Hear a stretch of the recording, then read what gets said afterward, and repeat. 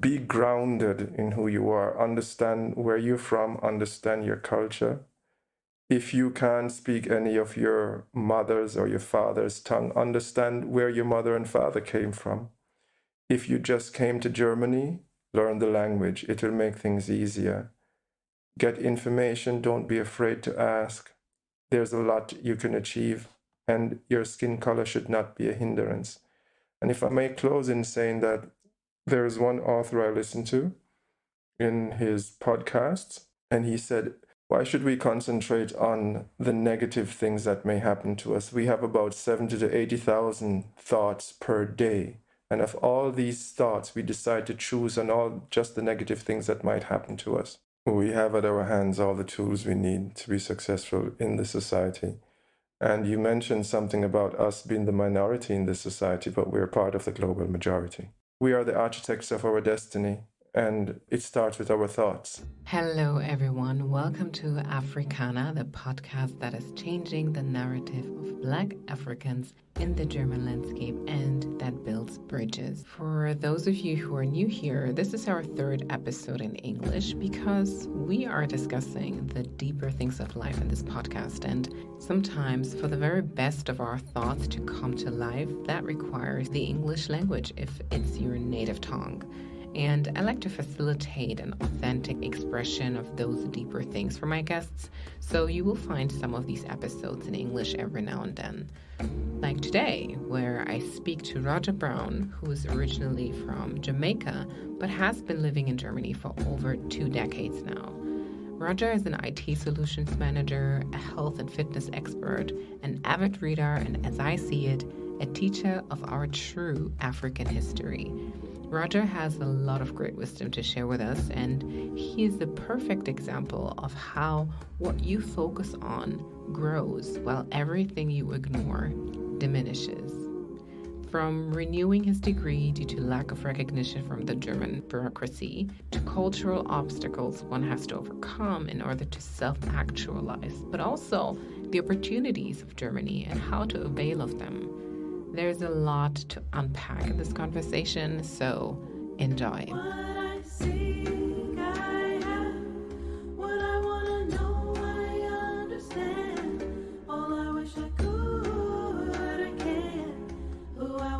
Hello, Raja. Welcome to the podcast. It's nice to be here. Thank you for having me.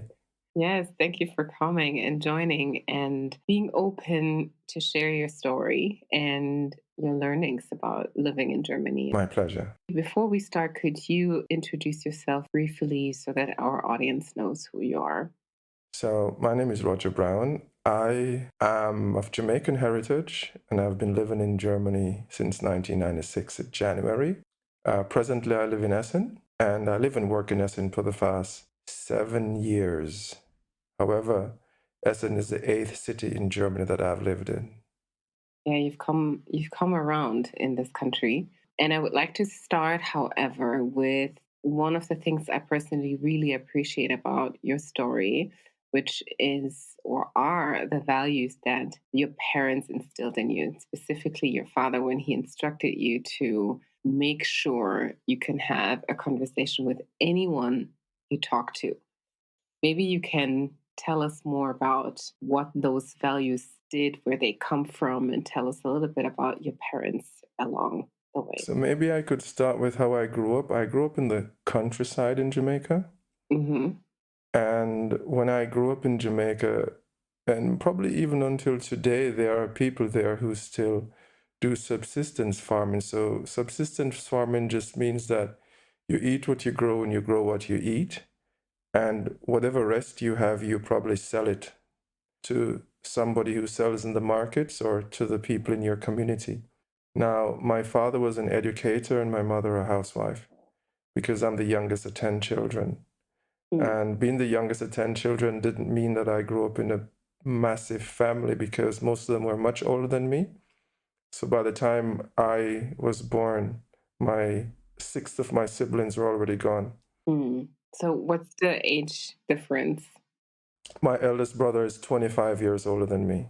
Your oldest, okay. My elder, yes. And the first 6 are close in age. So Maybe number 6 is probably still 18 years my senior. Okay, wow. Yeah. So this Yes. means between themselves, there's not so much of a difference, but No, there's compared to not so your much of a age, difference. okay. There was a break after number 6, and then there was 2 more. And after these 2 were born, there was a break, and then myself and my brother, who is 2 years older. Okay. Now, my father being an educator and also working for the cooperative just means that there are lots of small farmers who would plant cocoa or coffee, oranges, and in order for them to get a better price, my father led the cooperative of buyers, and he would organize for them to get their payments after selling their small portions to a larger collective area in order for them to get better prices. So as you mentioned, one of the things he instilled in us as children is that you should never judge someone based on where they're from, what they look like, or the situation they're presently in, and should have the ability to speak to anyone. It doesn't matter if it's a queen or somebody from the boardroom to the doorman. It doesn't matter, and whosoever is in between. And that I kept with me throughout my entire years and in growing up, and seeing people for who they are and not for trying to judge persons before I get to know them. So basically acquiring knowledge before you judge. Exactly. And that can be applied to a person, can also be applied to an item. That can also be applied to how do I, for instance, somebody say, why would you want to go to Germany? Isn't it that a country that's cold and the language but before you try something, you'll never know it. And I think there's a story, I'm not certain, this story's probably been told, that I think it's probably Henry Ford or someone else who took 2 candidates out for dinner. And one of them was very impressive. His resume was amazing. And both of them had similar resumes, but one was way better than the other one. And the guy with the very impressive resume, before they started eating, before they even touched the food, he grabbed the salt and pepper and he put it on the meat. Now, after the dinner, Henry Ford chose the one who did not put salt and pepper. Then they asked, why did you choose that one? He said, well, you didn't try the meat as yet, but still you put salt and pepper on it. So I've seen it so often when you've seen it often, right? Yeah, when people go for lunch or something, and then they get some food, and the first thing they do is they just season it. Yes. Yeah. But what if it's good enough? What if it's fine? Probably you don't need to change anything. Interesting. So, as I mentioned, I grew up in the countryside, and what my upbringing taught me was having responsibilities very early in life, making sure that these, whatever chores I had as a child, were done properly, and being respectful to your elders. And my elders, not just my parents, but people in the community. Yeah, I can definitely attest to my parents doing the same, especially when it comes to respecting the elders and people around you, always being nice, and his reputation just played a very big role in my Good morning, family. good evening. Yes, exactly. Say sorry, say thank you. All these things that seem so simple, but that make a big difference. So it sounds to me like from an early age on, you were kind of trained to be very self sufficient, also. Yes, Yeah. I would say so. Yes. What is the flip side of that, though? Is there a flip side of being a child, basically, that is already so self sufficient?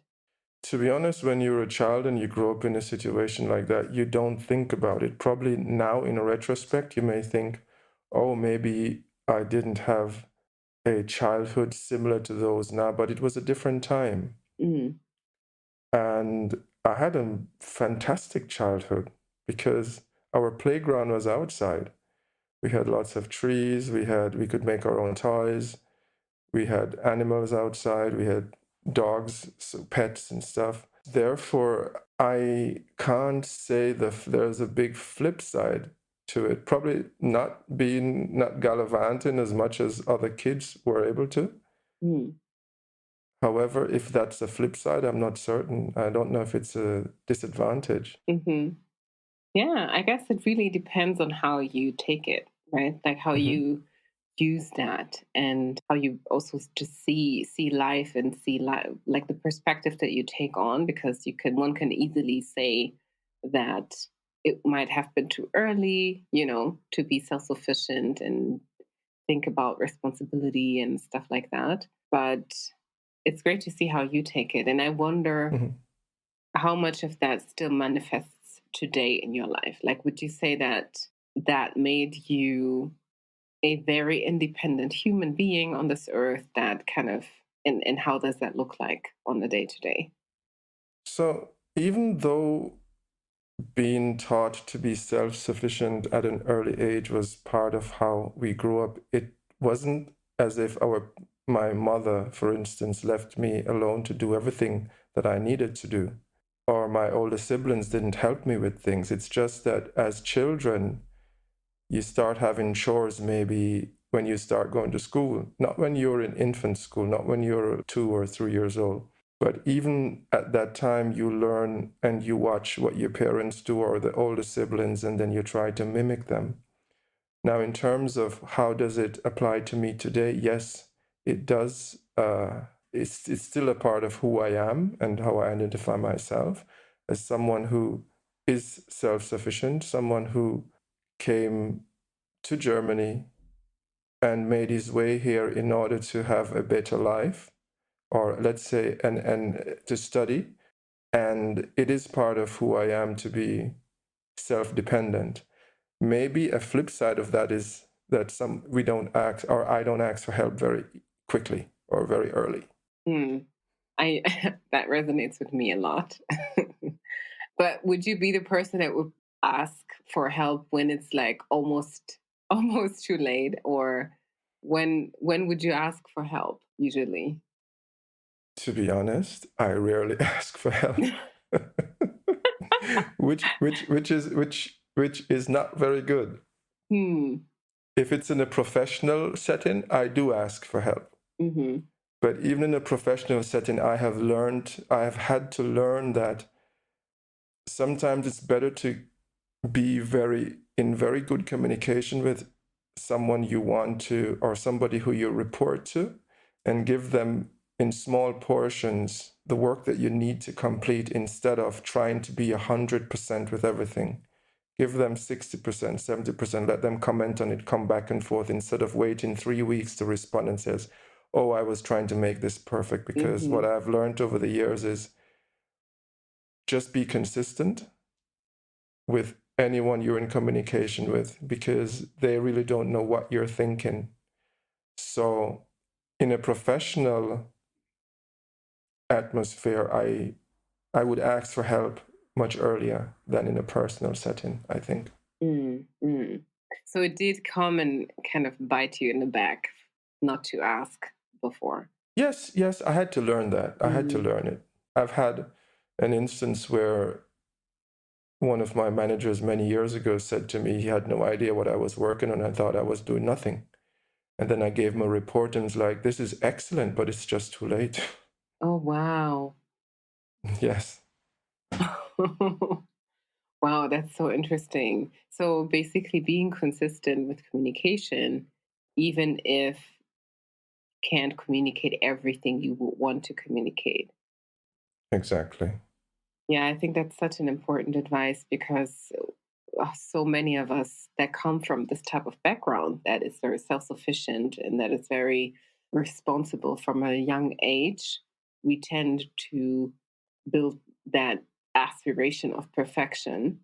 And that comes to bite us in the back later on, because we are so silent and we just want to our work and the results speak for themselves. But we live in a world where we just have to be a bit more vocal about what we're doing, because nobody's going to know. I think also, if I may add, that we also come from a culture where you try and try and try and try and make sure you try to make it good. Mm-hmm. And then there's a culture here that if you ask for help too soon, what, you don't know that? Why you're asking me? You should know, you Mm-hmm. should be able to do that by yourself. Mm-hmm. So sometimes it's ego and pride Mm-hmm. However, I think over the years I have learned if I don't know something, I say it. I don't know, but I will find out. And can you help me to find out quicker? Yeah. Yeah. I don't try to reinvent the wheel. Yes. And I love that you're saying that because, that's one of the biggest lessons that I have made as well, to just ask the question. Because so often we think that we're asking stupid questions because of that ego issue, right? And the feedback that we receive about, well, you should know, well, you should this, you should that.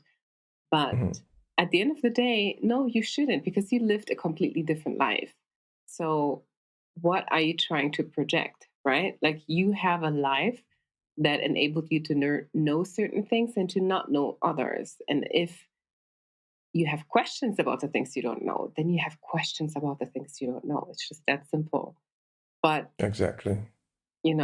we don't grow up this way. And I have had my fair share of lessons in that regard, because I realized that I don't get smarter and I don't grow if I don't ask questions. And no matter who thinks that they are stupid, once I've asked them, I have my answers and I was able to grow and I lost nothing.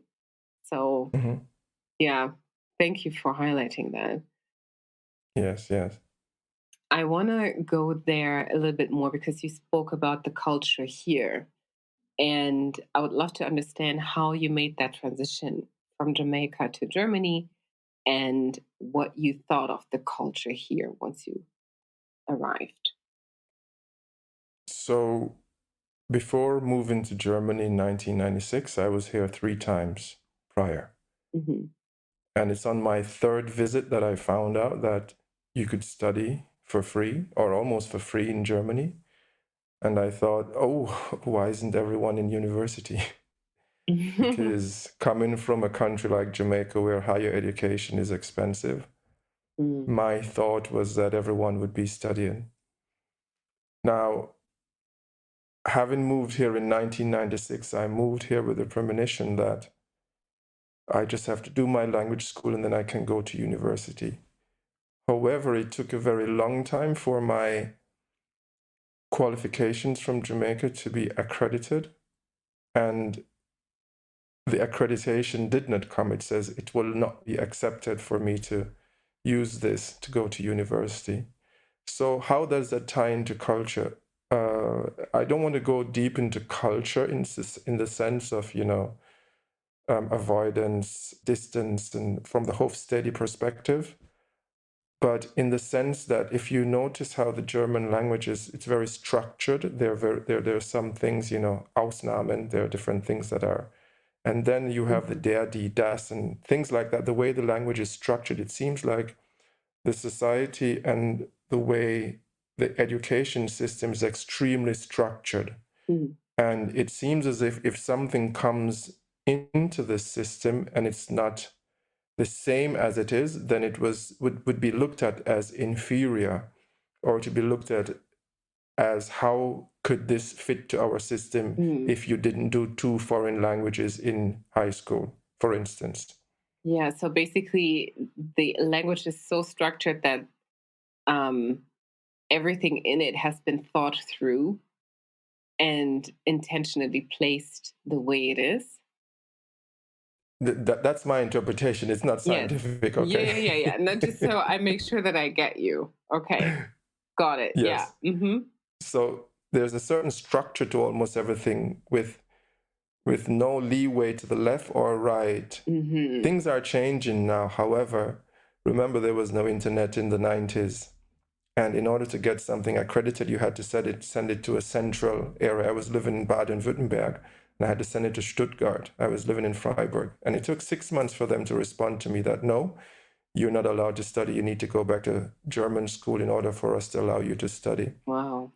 Now, having done my qualifications in German, I realized that the system is somewhat different than it is in Jamaica. And it's not good or bad, it's different. Mm-hmm. It's a different system. My qualifications was accredited as a Hauptschulabschluss. Mm. And I thought, okay, yeah, Hauptschul, high school. But it's years later that I realized that having a Hauptschulabschluss is like not even being able to make the grade 10 level here.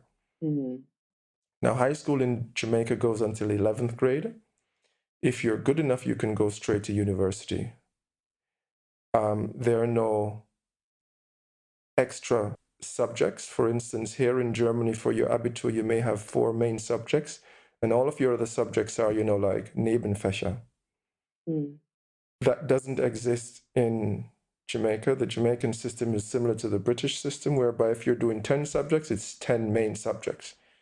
So sometimes you'll find people going to school on Saturdays, extra classes in the evenings to prepare for their university Mm-hmm. exams, or not university exams, but exams from high schools so that they could qualify to enter university. Mm-hmm.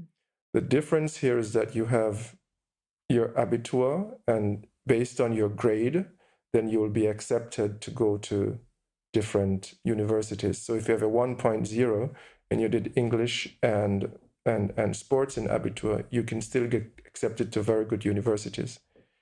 In Jamaica, if my main subjects do not have physics, maths, and chemistry, I will not be accepted to, for instance, do medicine or physiotherapy. Mm-hmm. So it's a completely different system. Mm-hmm. And I had to acclimatize to that system when I went back to school here and understand that, okay, snap out of it, don't be upset that they're telling you that you didn't even finish grade 10 properly. Go to the grind, get it done, and try to go back to school.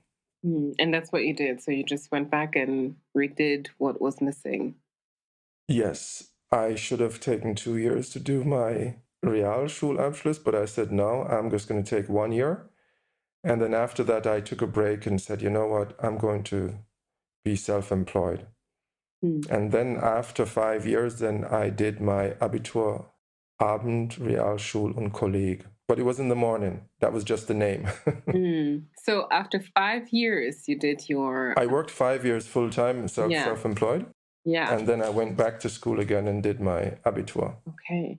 And was that necessary for you to redo that? It was necessary. So if I wanted to study, that's what was necessary. I see. Okay. And that was your plan, to still study? Yes. Okay. So I think you know it from your culture also that if you want to get somewhere, then you need an education. And education is a big thing in the African culture, or West African culture I can speak of, and also in the Jamaican and Caribbean culture. Now, maybe the flip side of that is that being well educated does not mean that you're entrepreneurial. It means that probably you have the opportunity to get a better job when you're done. And yes, it was necessary for me to do my Abitur in order to be able to enter university here in Germany. Yeah, and it also is tied to your reputation and the respect you receive and all of that, right? Like, yes, your entire persona is basically dependent on how much worth somehow society gives you as well. So my motivation was very intrinsic. The term calling someone a nerd, sometimes people may see that as something negative, but for me, that was something positive because I really like to learn. So my intention of coming to Germany, although I came here as a fitness professional, was to use this and finance myself in order to study. No, actually, originally I wanted to do physiotherapy. Then I found out it was not a study program and it was not well accepted in other European countries. And I had to pivot and do something else. So you did go to study. You finished your Abitur so that you could study, and you were working as a self-employed person in the meantime in the area of fitness. Exactly. How come fitness? Fitness has been part of my life ever since I can remember. Okay. I was part of the track team in high school. I started working out, I think, at 13. And after leaving high school, I did a vocational training as a fitness instructor.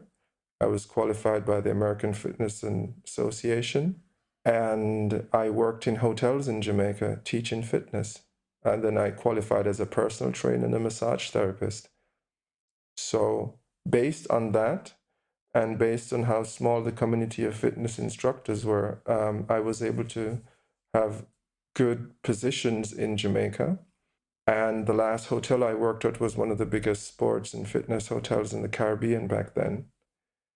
We organized workshops for instructors from all over the world. So people would come on vacation and do real fitness workshops, not just the tourists doing their fitness courses. Mm-hmm. And we had professional workshops done there. So at one point, there was an instructor from Reebok who said if I wanted to go to Germany. And I'm like, why should I go to Germany? And then he explained to me that he had a colleague who was in Germany since 1992 and wanted to go back to the US. And if I applied, then I would be able to fill his position in Freiburg. And that's how that connection came, that I came to Germany. So, in essence, sport and fitness has been a large part of my life. And one thing that also helped me in common is that I was part of the Jamaican national aerobic team. I was a national aerobic champion, represented Jamaica in the World Championships. So that gave me some kind of clout. So even though you were here and you were able to work in the area of fitness, you still weren't able to educate yourself, right? Because of the way Germany was basically judging your education level at that point. So you were working and then you started doing your Abitur. And what about the language? Because you also needed to speak German, right? I came to Germany in January 1996 to live. I came on a Monday, and by Wednesday, I was in language school for 18 months. So I went to language school. Mm-hmm. Okay. How was your experience? Language school was awesome. Yeah. I mean, in general, also, like language school, living here for those years that you had to rebuild basically in order to get to the level that you were, but kind of wasn't, acknowledged here. How was that for you? How did that feel to consider these years? Like, do you consider them as lost years somehow? Because basically you were able to do what you wanted to do already, but you had to kind of, yeah, prove it basically by obviously also learning the language. I don't see them as lost years because, we have lots of saying, what doesn't kill you makes you harder or stronger.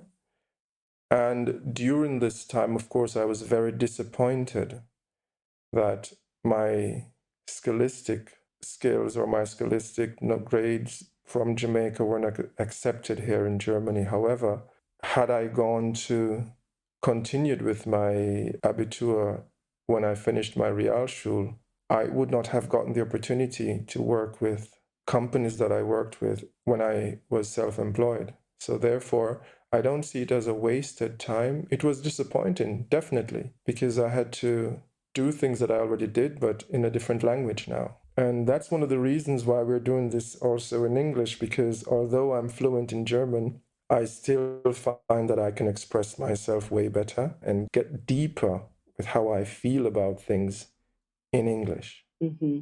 I've heard so many people, so many African people and parents or other generations, people that come here even now still, whose education level does not get accepted here or acknowledged here. So they have to redo courses and all of that, basically because of the language, but also because of how certain level of education or the way education is transmitted to people is just different. It's not better or worse. You kind of get the feeling that it is worse than the German standard when you get here. And so that can really pull you down. Like some people get disappointed and they actually don't pursue the careers that they wanted to initially because they just find that the hurdles are too big.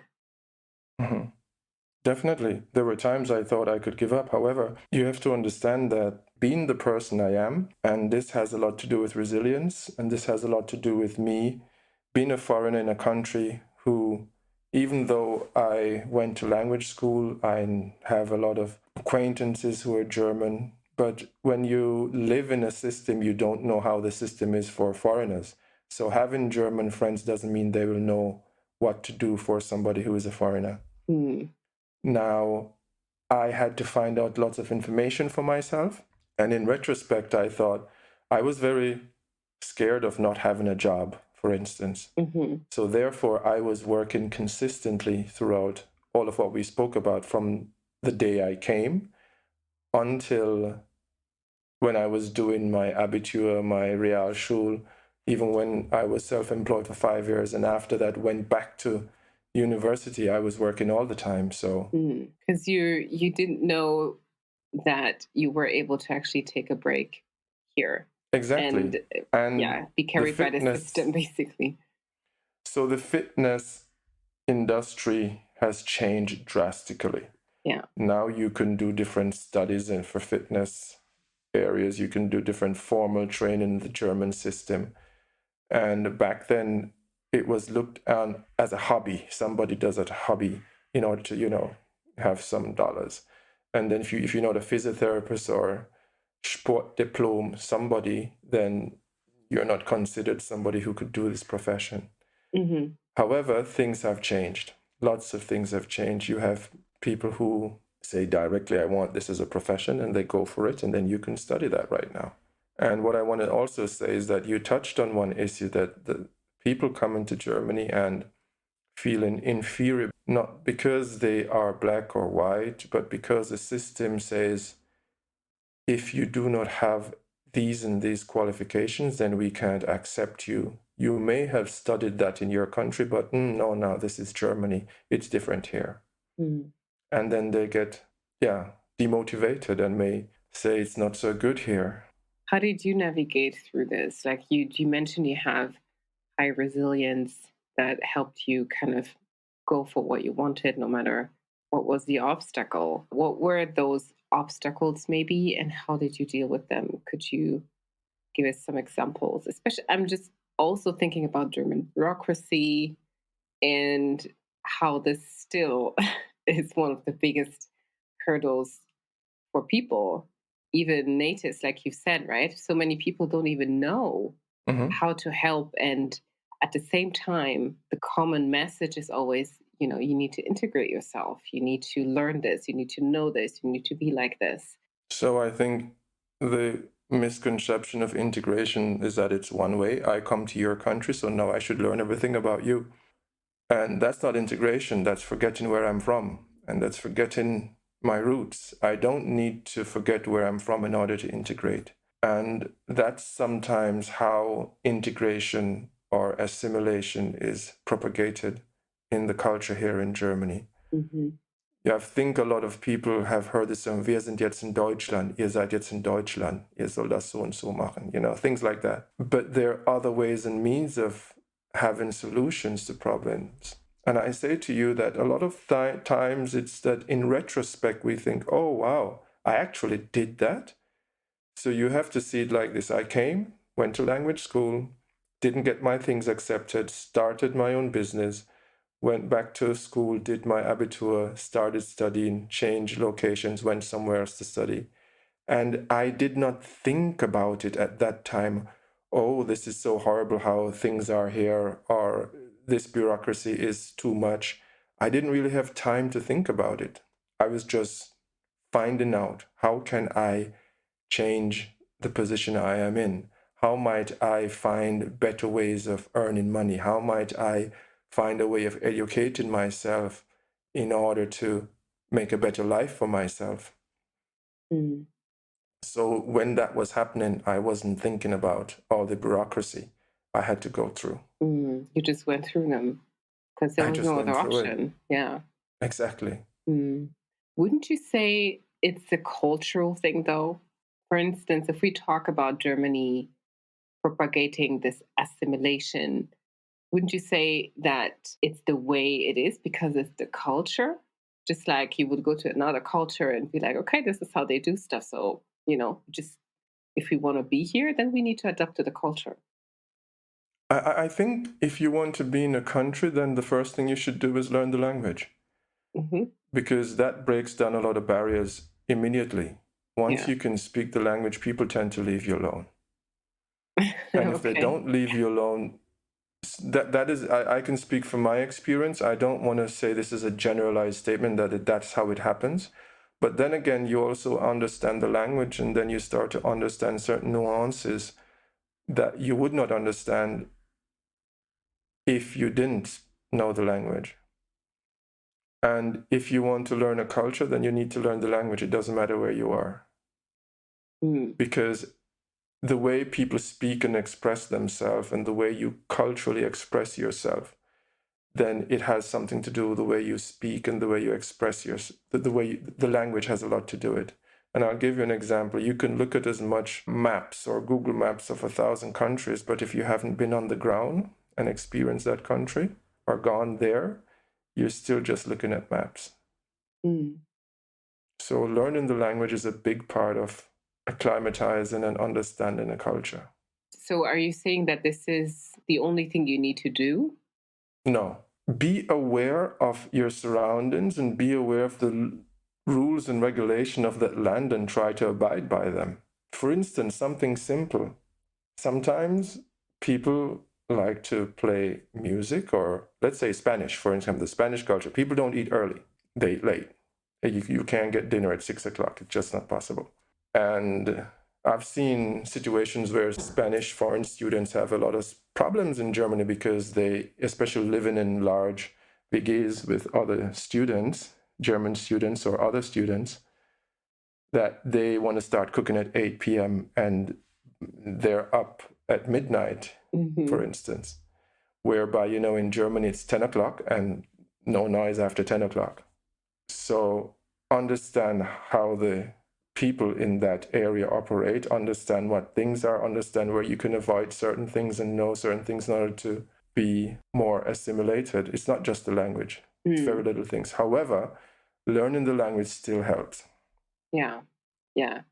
And I want to go back to what we spoke about earlier when it comes to assimilation and integration, because we kind Mhm. of highlighted the notion or the German notion to adjust and assimilate and then forget where you come from. And that, again, the question is that perceived culture or is that actual culture that we're talking about when we say Germany requires you to assimilate in a way that makes you forget your own identity and your own roots?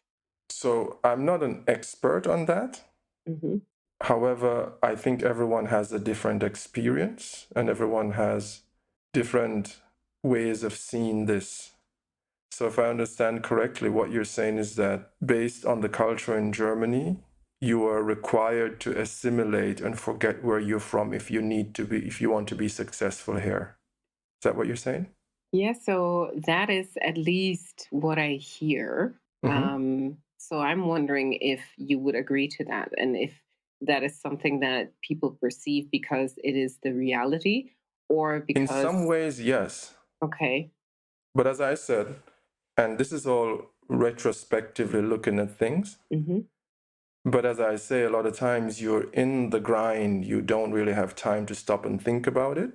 Hmm. When I was moving forward, trying to get where I am now. However, I do strongly believe that being assimilated and integrated into a culture doesn't mean you should forget where you're from. And if we want to touch on something very sensitive, you go to lots of large cities all over the world, and people are proud of their Chinatowns. Mm. However, when you go to large cities, I think Brussels is the only place that you can find some kind of African area Yeah. that's not in a rundown part of the city. Mm-hmm. Maybe Berlin is coming up also to that. Now, I haven't been to that area in a while in Berlin, but usually you go to where let's say, African markets or, African products are, and it's usually some part of the city that's a little bit more run down or dilapidated. And people may say, so why you want your own organizations? But all these other nationalities or ethnicities have their organizations, which is fine. And being assimilated and integrated into a country does not mean you should forget where you're from. Mm. But unfortunately, that's how it's propagated. For instance, dual citizenship. It's only now that people can have probably dual citizenship, I think. If your children are born here now, they can probably have dual citizenship. Right. However, if you have to give up this, it's a piece of paper still, but if you have to say, no, I am no longer Jamaican to be German, then it's like giving up part of your identity. Yes. I so agree. I'm saying that because I went through that experience, and it was quite painful also, because on one hand, it took us, or me particularly, and some of my siblings even longer, about 20 years to get the German citizenship, because it kept being denied to us. And then when you receive it, I was supposed to hand over my Congolese passport. And I didn't actually see that coming, to be honest. And it's going into the direction you mentioned of you're just so focused on, doing what you need to do, that you don't take time to actually reflect on, is this the right direction, or am I doing this the right way because it's the only way? And that was the same thing for me. If I was supposed to travel, if I was supposed to acknowledge job opportunities, studying opportunities, I needed to have a German citizenship. So I did everything I could to get there. And when you get it, you're ripped off of part of your identity. And to me, that was such a shock. I did not see it coming. Nobody warned me beforehand. And it was just it was quite emotional for me, I have to say, because that's something that made you who you are, basically, right? It's your roots. It's what kept you there somehow as well. So yeah, it's interesting that you highlight this. Yeah. So if I may, and I want to flip this into something, for instance, the whole idea of giving up your citizenship in order to now be German, in order to now have the full amenities of living in this country. Now, a lot of people, as I said, it could be a very demotivating factor for them. And sometimes you find that people tend to, stick to their own community groups or stick to their own people from their own, countries or areas where they're from. And then you find that people get bitter and not necessarily realize that there's a lot of information at their fingertip that could actually help them to get where they're going. So I want to just flip the conversation a little bit away from the structure of Germany and what it doesn't allow us to do, to the structure of Germany, what it allows us to do. Mm-hmm. Because from my own experience, I realized that there's so much available for everyone that sometimes it's just lack of information, lack of the where to go. Even though we have internet, now we have internet and it's an overload of information. And what is it that we can find out in order to help us and our community to move forward and to understand and navigate living in Germany, even if you were born here as a Black person or you came here from another country? How might we navigate living here and getting the best out of living in this country? Yeah, let's definitely do that. And as we are going that direction, I want to highlight one thing you mentioned earlier when we were talking about the language. You said that once you know the language, people will leave you alone. And I wonder if that's going into the direction that you're just navigating towards, because I hear that kind of opens up ways for you to live a bit more peaceful, because you kind of know your way out, but you also, knowing the language allows you to understand what people are saying to you. And so you will be able to understand, to know what type of conversation to have with different people. Yes, that also helps. That was a broad and generalized statement I made. But even after speaking the language, sometimes there are ignorant people who still don't leave you alone. However, you are, or we as humans are as powerful as we want to be. And if you hand over the power to someone else, then you are going to give them the power of making you angry, or the power of making you react to what they're saying. So you could keep that power by yourself and say, it doesn't matter what you say to me, as long as you don't come into my physical space, you're not going to bother me today. Mm-hmm. So what I wanted to shift into is the ability, for instance, one thing. Anybody who wants to study in Germany and cannot afford it gets support.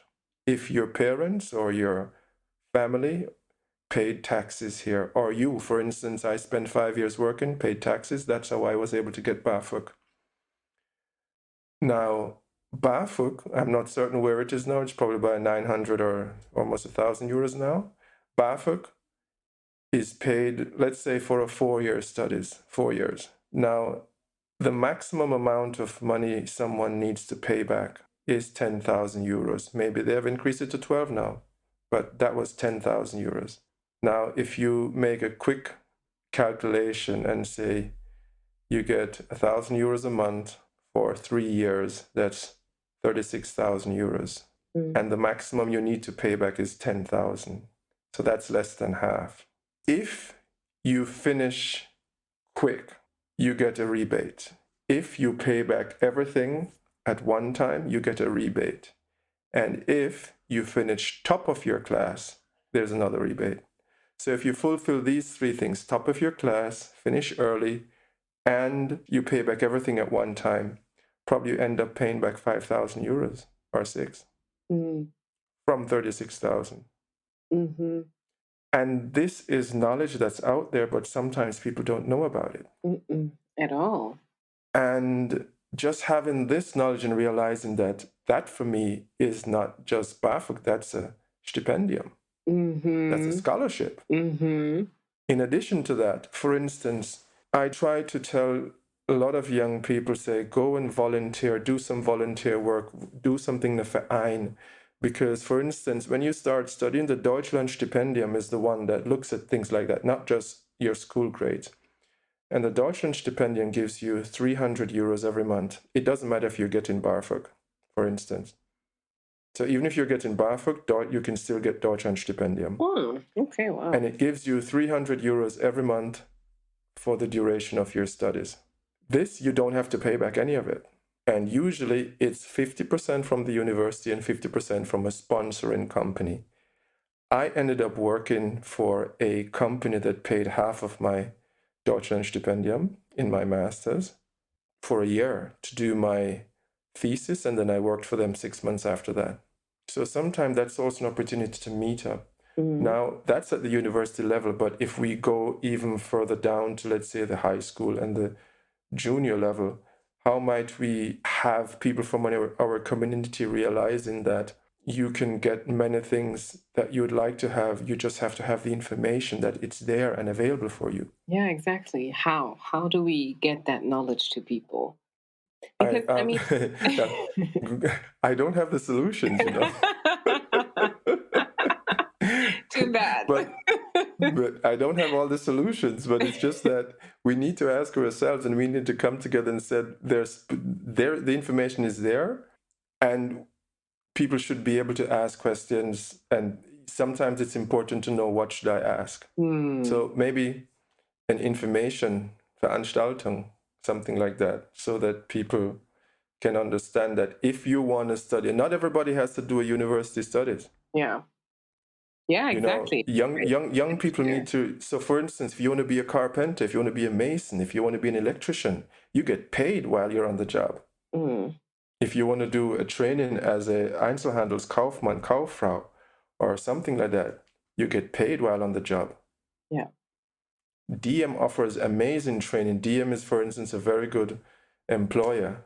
You know, I really like what you're saying. I mean, yes, of course, we can have an information event, yeah, but still, if you go to that event and you don't ask any questions, like, you might just miss the most important pieces of it all, right? Because I find that asking questions and learning how to ask questions is somehow already 90% of the knowledge, because you will get what you need once you just know how to ask questions. And I find that that's so often underrated, that Mhm. we think that there's so much information and there's an information overload and all of that. And yeah, that may be true, but how do we extract that information? And not everybody can go to an event like that, but Mhm. almost everybody, basically, or really everybody in Germany, can have what internet in one or the other way. And so then the question becomes, how do you extract the information out of that world of internet? The um, jungle of information, right? exactly.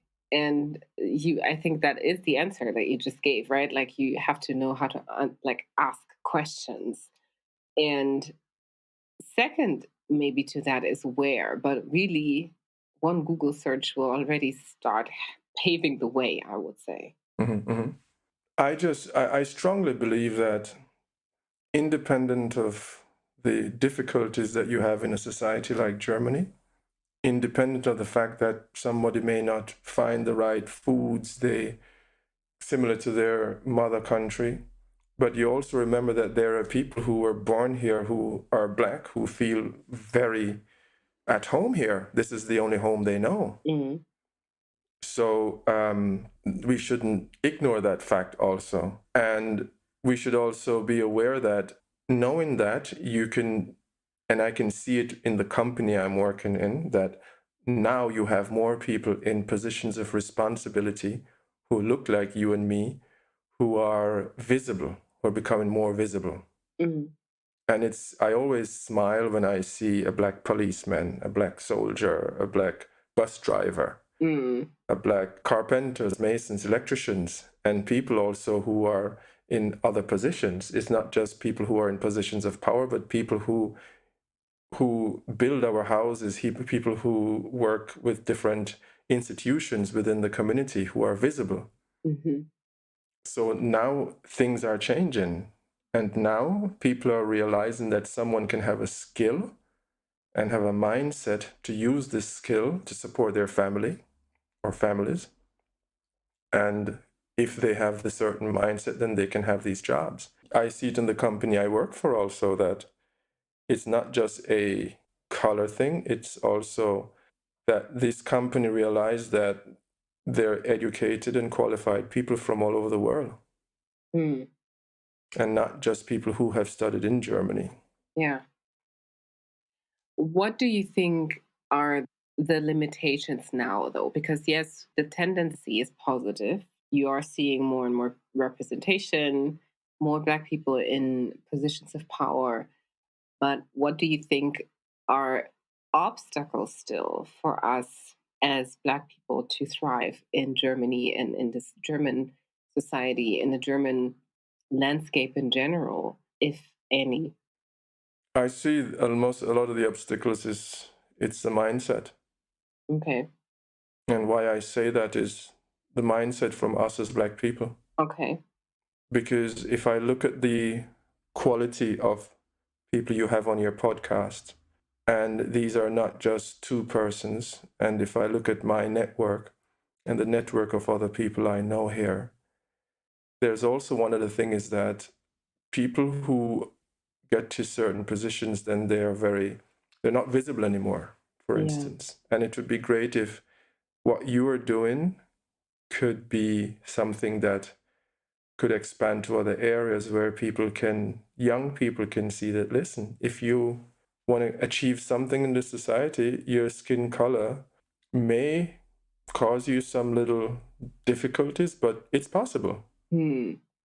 And I don't say may, that's a very horrible word it should not cause any barriers. But we have to understand we are living in a predominantly white country and to accept that fact and then to just forget about it. Forget about it in the sense that do not concentrate on that. Okay. Concentrate on the goals. What do I want to achieve? And not concentrate on what are the bad things that can happen in the society that blocks me from getting to the goals I want to achieve. Mm. because you get what you concentrate on. So I don't have a solution for everything. I just know that if I want to get something, if I want to achieve something, then I need knowledge to achieve it. I need the willingness to achieve it, and I need to understand what is it do I need to give up in order to get where my goal is. And I have to change my mindset and try to get it done. It doesn't matter if I'm here or in Jamaica or in Ghana or in the US, independent of skin color. Yes. Mm-hmm. Yeah. So if I see my skin color as a hindrance, then it's going to be a hindrance. So you wouldn't say that this is too easily said, because there's evidence of structural racism, for instance, right? So, and Yes. also, obviously, daily racism, like Alltagsrassismus, which you certainly also have experienced. I have. Right? Okay. And so you were saying, despite all of that, these are not obstacles that are really hindering you from self-actualizing. No, it shouldn't. And if you look at it like this, you can sit at home and do a study program right now without even leaving your door, getting outside. You can sit at home and order whatever you want from anywhere. You can even be a remote person right now. However, yes, because of how Germany is structured in such a way that I'm not certain how it is now with HR. I haven't written a resume in a while. That you need to put your name, your picture, your address, and all of that kind of stuff on your resume. Maybe in moving forward, that companies should actually start accepting resumes without picture and names and just your qualification first. And yes, there is structural racism, and not just against Black people. Somebody looked at the name and said, "Oh, I can't say this name, forget it, I'm not going to hire this person." Yeah. And in spite of all of that, there's also the question, why is it that a lot of the Black people I know from West Africa are well-achieved engineers, lawyers, doctors, IT experts, accountants, and they came here to study and they are getting these things done. So I think if you want to achieve something in Germany, you can, despite your skin color. Yeah, and I want to highlight that you said you shouldn't, because you shouldn't be held down or kept from achieving your goal because of structural racism or daily, everyday racism, which means that it's not like it won't try, right? These things won't try to hold you down or won't try to keep you from achieving your goals. But you're saying that they shouldn't, because you have the power in your mindset to avoid that from happening. I make the comparison to being a door-to-door salesman. These door-to-door salesmen, you know how many times they get the door slammed in their face? I'm guessing like 90% of the time. Exactly. I worked in sales, and I worked in sales for power tools in construction industry. And it's not they're not very fine in the way it's a very rough way of dealing with clients and customers. They have a very rough way of dealing with each other. So I've been thrown out of companies a couple of times, but it didn't prevent me from going back. And once I went back the third time, the boss said, Sie haben aber Eier. How dare you come back? But take a seat. Let's talk.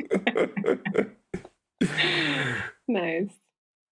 So sometimes you just have to, and as I said, if you let things that are external from you always determine where you want to go, then you're going to be remote controlled by your entire environment. In order to avoid that, you have to understand, what is it do I want? Where do I want to go? What do I want to achieve? Find out the information, ask for help. And you remember we started out by saying sometimes in our culture we tend to not ask for help because we are embarrassed and ego based. But we need to be able to ask, listen, not think we know it all, and get assistance from people who have been through what we have been through or what you've been through. Yeah. And also maybe reaching out to people and said, hey, this organization may need somebody who could mentor someone. Yeah. So I don't have all the answers, but all I know is that you're able to achieve something despite what you look like, independent of the fact that there's structural racism. We shouldn't put our concentration on it.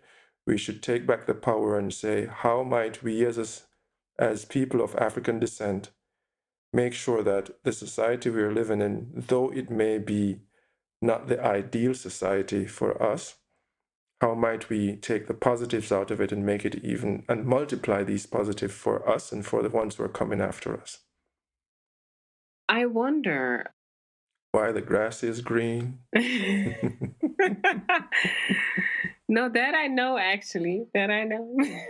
Okay. But I wonder, actually, because you mentioned this mindset, right? And that is our obstacle. And I'm wondering what your theory is of where that mindset from focusing on the hindrances comes from, especially if at the same time we come from a culture that's very self-sufficient and independent. As Africans, many of us are used to a high resilience, perseverance, endurance. And so where does it then come from that we do have a mindset that kind of focuses on the obstacles in many conversations, especially around racism and all of that? Why is it that so many of us seem to be focusing on the obstacles of that racism brings, as opposed to being so much more vocal about the things that are possible and that we are achieving? I think we can definitely talk about that because it's something that people experience, and you talk about your experiences. Mm-hmm. But I do believe that everyone handles their experiences differently. Okay. And sometimes, for instance, let's say I was born in Jamaica, I grew up in Jamaica, I know exactly I'm Jamaican. Even if I have a German passport, I'm Jamaican. And sometimes, even if you're not from a mixed family background, if both parents are black, you come here and you grew up in Germany, you still have some kind of, if you have never lived in the country of your parents, and even if you did a little bit sometimes, you still have some kind of identity. Where do I belong now? Am I German? Am I Congolese? Am I Ghanaian? Am I Nigerian? But I do strongly believe that everybody's experience is different, and people need to speak about the negative things that happen to them in the society they live in. However, we shouldn't stay on that level and speak about just the negative things that happen to us. Once things happen to us, how can we empower ourselves to move forward and knowing that these negative things exist? Mm. Mm. Yeah, I love that answer that everyone deals with their experiences differently. And there are people who are a little bit more vocal about that, and there are others who are Mm-hmm. not. And there are also Exactly. people who they look at the same exact situation and they don't see a problem. And then there are others who do see a big problem. And that's also quite interesting. And that's also important to acknowledge, I think, because Mm-hmm. when we talk about racism and people's lived experiences and stuff, it's easy to talk about a whole collective when it comes to one perception of a thing, which is why I love talking to people like you and all the other people in my podcast, because they actually debunk that and they make me and others hopefully realize that there is a certain common thread, but then the way you deal with the experiences, like you've just highlighted, is so much dependent on the individual. I can give you a very good mm, picture. Imagine you have a plant in your apartment Mm-hmm. and you just stop watering it. What happens? And you don't put water in it? Yeah, you just stop watering it. You no more mulch or manure, fertilizer, nothing. You just stop giving it attention. What happens to it? It dies.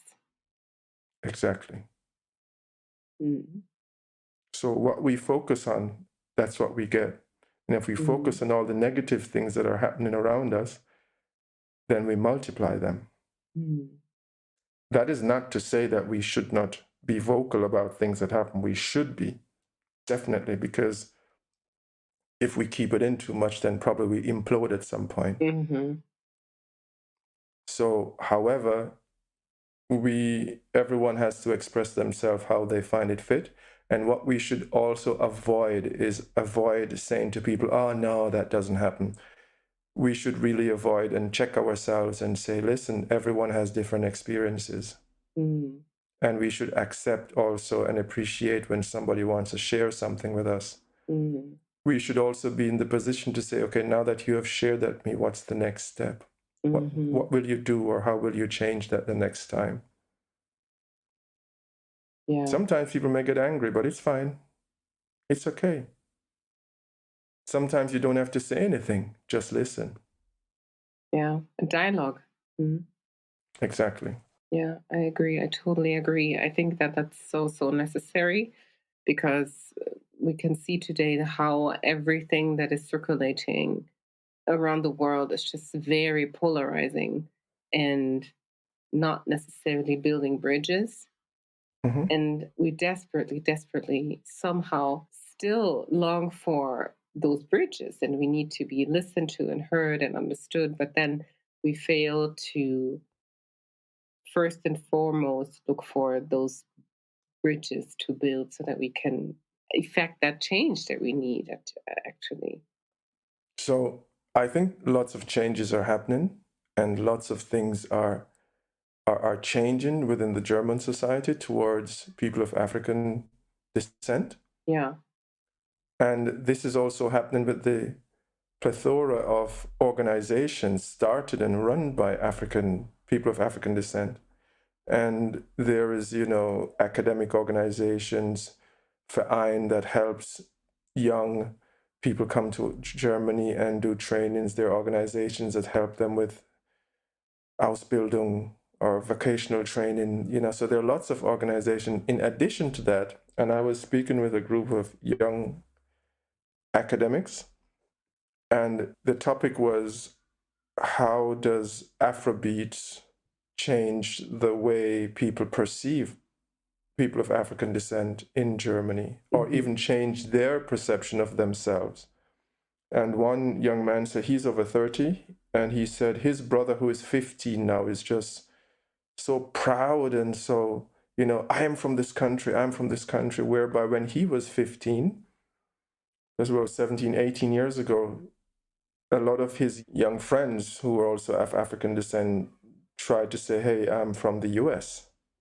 Or they didn't really say too much about their country. But now with the dominance of Afrobeats worldwide, this perspective of seeing that Africa also have popular culture changes the perspective of young people and said, listen, that music comes from my country. Now we have TikTok, Snapchat, YouTube shorts, and people are showing up in a very good way. And our people are being more visible. And if you look at it in Germany, for instance, then a lot of young Africans are identifying with their culture, identifying where their parents are from, identifying with who they are. And this is something very positive, I see. And this can also help in facilitating wanting to be more grounded, if I may say, if you're more grounded in who you are, then you have the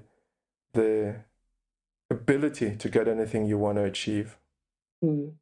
If we do a quick look at, for instance, me being in Germany, I've been in Germany for a long time.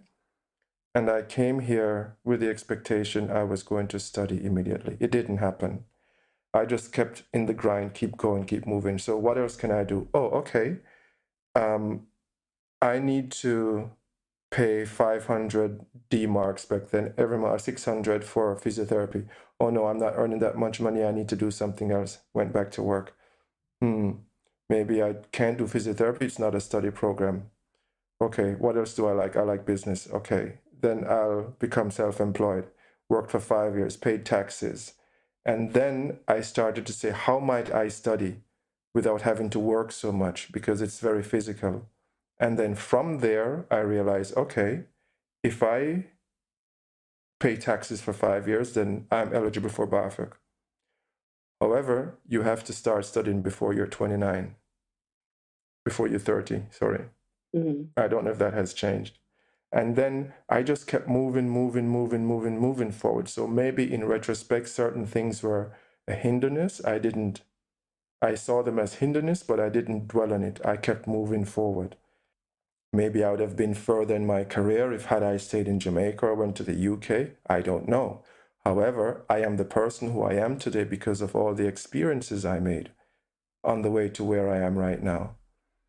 And presently, I work for an energy company in IT. I do IT project management, and sometimes we do large integration projects with Microsoft or with other large companies. And within these integration projects, I realized that a lot of my experience working in different sectors and being able to deal with so many different characters helped me today in the way I work, and people from all different different cultures. So therefore, I just think that the experiences we make, we need to look for the positives we can draw out of it, look for how we can make the best of it, and how we can use the tools we have at hand to pull positive out of the society we are living in, and understanding that being Black or being of African descent is not a disadvantage.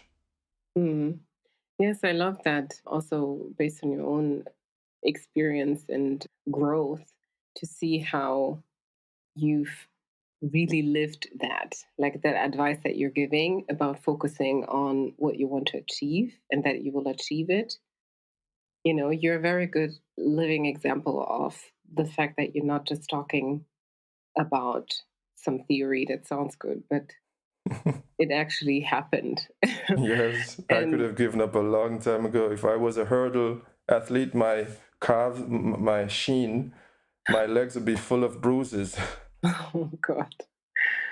Yeah. Yeah. And I mean, I have heard the story and I've heard it even more in detail also. So I know that you're talking from a heavy experience. And I totally agree that you have to focus on what it is that you want to achieve. And I feel like this is really the biggest lesson that I take from this conversation. And I hope that really, especially when you speak about self image of Africans, that we kind of really cultivate that more. Like this pride of our heritage and our roots. It's so, so necessary because we can see, like you've given the example of the Afrobeats culture now taking over, how this is creating so much pride, so much joy, right, in people's hearts, and not just Black people's hearts. That's the most beautiful of it all, right? Like it's not even something that we have to keep to ourselves, but we can like I was gonna say contaminate, but yeah, we can contaminate others with our joy. And how beautiful is that? Like what other culture, what other country can say that they can just do that all across the world? There are not many. So yeah, focus on what you want to grow, right? Exactly. So if we want to, just do I'll use the German word Fazit. Yes. Be grounded in who you are. Understand where you're from. Understand your culture. If you can't speak any of your mother's or your father's tongue, understand where your mother and father came from. If you just came to Germany, learn the language. It will make things easier. Get information. Don't be afraid to ask. There's a lot you can achieve, and your skin color should not be a hindrance. And if I may close in saying that there is one author I listen to in his podcasts, and he said, Why should we concentrate on the negative things that may happen to us? We have about 70 to 80,000 thoughts per day. And of all these thoughts, we decide to choose on all just the negative things that might happen to us. We are the architects of our destiny, and it starts with our thoughts. And not only just our thoughts, the things we put attention to. As a man thinketh, so is he, right? Exactly. And she and everybody.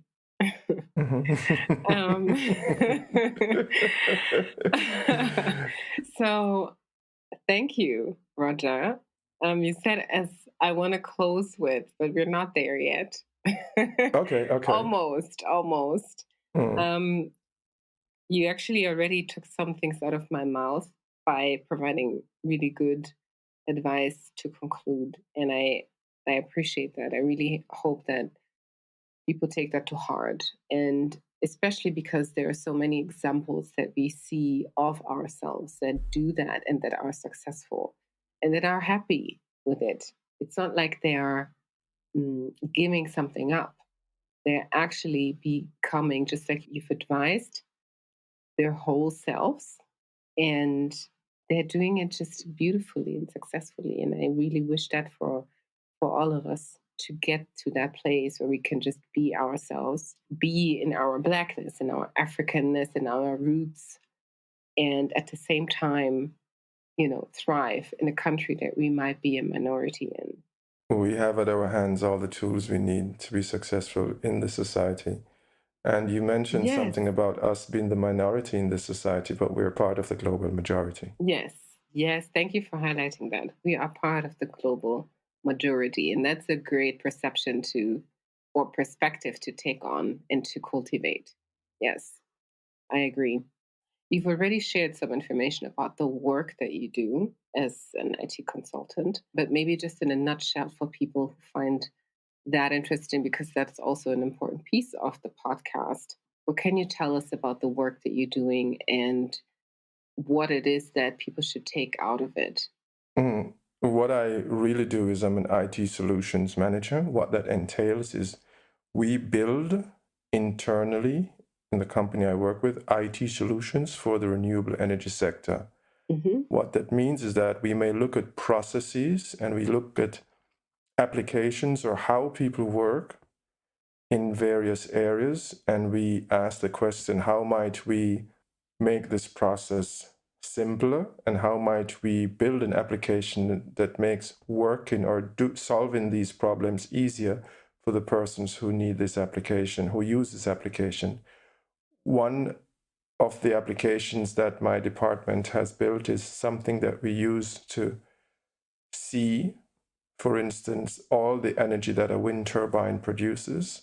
The same application makes you see if someone is on the wind turbine. If it's a stormy day, people in the control rooms can open their laptop and we call it to curtail a wind farm, to turn it off. If something is wrong with the wind turbine, we're able to have alarms sent to the person's laptop so they can actually assess the situation that's going on. So there was nothing on the market that did cover a lot of different touch points, and the internally built applications like that. Something simpler would be the wind turbine needs inspection.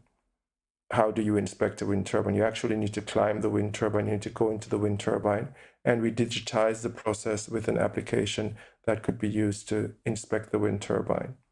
So we also work with large companies like SAP and Microsoft and other smaller companies also, whereby we integrate their solutions into our IT landscape in order to make working easier, make it that we're able to solve solutions in a transparent and agile way.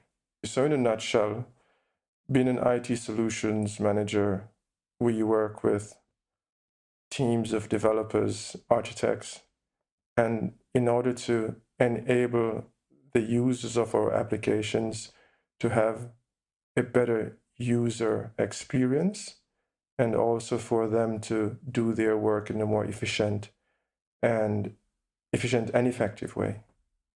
Okay, got it. Interesting. So you're simply a facilitator, a digital facilitator, so to speak, in very, very simple terms. If you if that helps you to understand, yes, that's okay. Yeah. No, but I do get it, like making the experience of the end user much more Well, smoother that's and not just it. That may sound like I'm a user experience expert, but that's not it. So mm, I actually have Scrum teams in different countries that I have to sometimes call and make sure, that the projects we're doing are being built. So yeah, we build applications from scratch. okay. Somebody comes to us with a problem. Hey, Mm, we have 1,000 Excel sheets, and we have said, oh, but we have applications that can solve this problem quickly. And we I have see. development teams. If we don't have an application and nothing exists on the market, and sometimes there's something that exists, but it's part of an SAP or part of a Microsoft, which makes it big and cumbersome, and Mm-hmm, integration can take a long time. mm-hmm. We sometimes build these applications, and at first it may seem like it's more expensive Yeah. and more complex to build Mm-hmm, it. mm-hmm. However, in the end, we don't have to pay service fees and licenses. Services, yes, we pay internally, but licenses doesn't exist. Yeah, it's a one-time So, investment, basically. exact. Okay. We have a little bit of continuous investment, yes, but not as large license fees. Yes. So, the department I'm in, we're not just looking at the user experience, we're also looking at, does it fit to our landscape? We have to look at things like GDPR compliance. Mm, We have to look at how might we make everything transparent. When I'm working with Scrum teams that are in Vietnam, there's a Scrum team in Spain, there's people in the US, there are people in Poland, Bulgaria, Slovakia, Slovenia, Turkey. So there's one team that I'm the Scrum Master for, that someone is in Turkey, someone is in Slovakia, someone is and one of the person in the team is in Vietnam. How can I make sure that these times are set and people can work with each other? So we do build applications, and we do integrations of applications within our IT landscape also. so you build applications, I see. So that's why you're an IT solutions manager, because your job is to basically find a digital solution to the needs of your Exactly. potential customers, and that's in the form of a software or an And when we say application. customers, it's internal It's we're talking internal. about. Okay. Okay. Yeah. Got it. Got it. We Interesting. don't try to sell these applications outside. Yeah. Uh-huh. Our customers are internal, but they still have to pay. The money has to come from somewhere. Mm-hmm. So it's not like my department has this big pot of money we're just building for everybody. We build base, and we have a large funnel, and there's a system. When it comes to my department, it's not an idea anymore. A prototype had to be built already. And then Mm-hmm. we say, we tested You. this prototype Yeah. and we want to build this, and then it comes to us. Okay. But what do you mean by keeping it internal? So your company must be extremely huge if Yes. you're, yeah, selling internally, basically. So you don't call it selling, you just call it recharging the department. Recharging. Okay. Yeah. Okay. So the company has over 20,000 employees, Okay. Wow. Mm-hmm. and it's in Japan, Australia, South Korea, all over Europe, Netherlands, Belgium, Spain, Germany, Poland, UK, and the US. Hmm. Okay. Fascinating. Well, if you So if want you're to. driving down the road and you see wind turbines, then they probably are a part of the company I work for. Interesting. Wow, I think that's quite. I haven't seen that type of business case yet in my podcast, and Mhm. the type of focus also. So it's quite interesting. I love to see the diversity of roles and types of companies out there. So thanks for sharing Mhm. that. Um, You're welcome. we have to come to an end of our conversation now. Mhm. Because time has passed. And before I let you go, I will obviously ask my favorite 6 speedy questions. One word answer? Yes. You ready? Okay. Yeah, I'm Okay. ready. I'm ready. I'm ready. I'm ready. Okay, cool. Mhm. Truth or reality? Should I choose? Mm. Truth. Rain or snow? Rain. Salsa or bachata? Bachata. Inferiority or superiority? Neither. Okay. Stinginess or wastefulness? Neither. Come on. You have to choose one.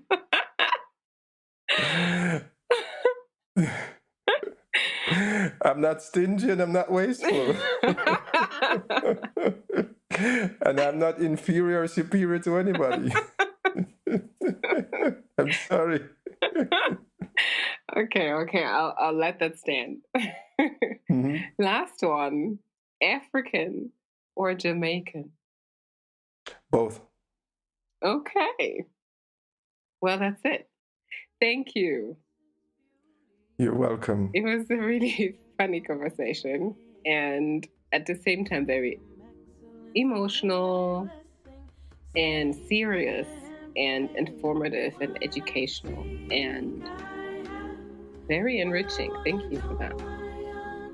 Thank you for having me, and thank you for giving me the time to speak and for giving me the space to express my experience living here in Germany. My pleasure. Be grounded in yourself and in who you are.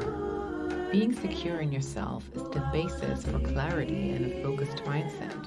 Roger reminds us of the tools in our hands. What do we have that we take for granted and don't even think about because it has become so natural to us? I also love Roger's advice to ask those around you. And those who do look like you, but also those who don't, really, because you never know the door someone can open for you, or the other way around, if you don't ask, or if you are not open to receive questions. Ask, and it will be given unto you. With that, I rest my case, and I hope that you've enjoyed this episode as much as I have. Please leave a thumbs up if that's the case, as this helps us to spread the word and have more people listen in and receive a little blessing or an answer to some of their thoughts, questions, worries, or fears. Thank you so much, and I'll see you next time on Africana.